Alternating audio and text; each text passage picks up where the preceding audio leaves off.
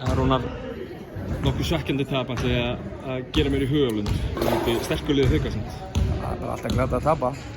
Hvað er að gerast hjá okkur í dag? Einbeitingarleysi, gæðaleysi,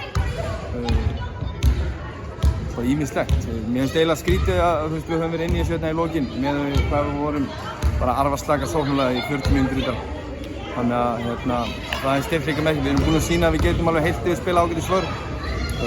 Þegar við fylgjum reglunum þá vorum við að fá þær í akkúrat skotin sem við viljum að þau taki. En einbeitingin þarf að vera til staðar í 40 mínútur og í svona low-scoring leik bara 2-3 play þar sem við erum að falla á vitlausum stöðum og droppum að þriggjastilinni þá refsa Haukarnir. Það kom úr landsleikjahléi örugglega svona ætla ég að ímynda mér ákveðið svona anticipation hjá hópnum að fara beint inn í leika móti svona sterkur liði. Stórt próf. Þetta var challenge fyrir okkur sem við fjallum á í þetta skiptið. Eins og ég segi, það gefur ekkert að vera á toppnum eftir 7 umferðir. Gaman væntanlega.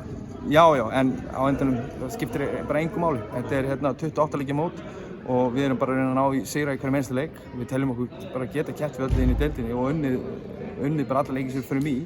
En það þarf að gera rosalega margar hlutir rétt og hugarfarið þarf að vera rétt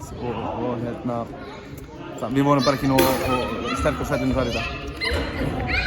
Alveg í lokin, ef ég gæði þér taktískan töfrasprota og til að laga einn hlut hjá Njarðvíkurliðinu fyrir næsta leik, hvað væri það? Ákvarðan að taka í sókn. Frábært, takk fyrir. Takk.